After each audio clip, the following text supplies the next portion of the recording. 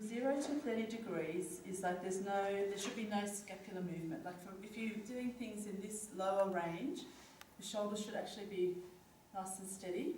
And then anything coming up above your head, you remember there's a 1-to-1 ratio of movement.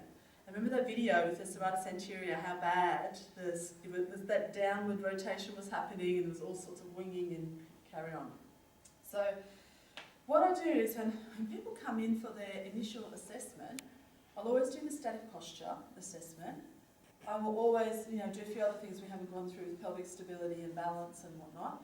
But I will always do a scapulohumeral rhythm test, which is just to take your arms up above your head and then coming back down and just watch what happens with their shoulders, because it tells you a lot about what muscles are working, overuse or underuse, things like that. Then the key ways to get serratus activated, the key words are like push through the heel of your hand. So if you sort of push through the heel, lift your chest away from the floor, because I think what happens with people is when they're they sort of are in that position for a long time and they start to fatigue down a little bit, they'll sink down a little bit like that. So we know that with Angela, with her scapulars, they love to have her angel wings start to come out a little bit. So what she has to do is she has to sort of lift her whole body up and away, perfect, up and away from the floor.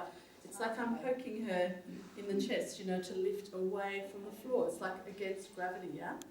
You can do the same thing in this position. If you let your shoulder, if you think about your shoulder and the scapula, if you bend, sink down into your scapula, it all goes, the whole body seems to go along, doesn't it, for the ride? So think about neutral spine, a little bit of pelvic floor core, lifting up through the rib cage and then sort of pushing through the elbow, or the hand, that's one hand, to lift the shoulder away from the floor first, and then drop it down, and then go again, lifting up and out of the shoulder. And that's a muscle. Can you feel like serratus working in lower tracts? They all work together for that big upward rotation, remember? And you're not feeling it too much in your neck and your shoulder. I mean, it's pretty loading, but that's the idea of it. Then you can add on whatever you want to add on, after that. But it's just that, you can do. It's a great one for beginners, isn't it? It's good one for everyone, because it's like, get it working first. You can add on 1,000 progressions after that, but it's just the position. A twist to get them one. A twist is beautiful because it also gets serratus going into a bit of eccentric protraction, retraction as you go as well. Plus it's thoracic mobility, and get a good back crack going in that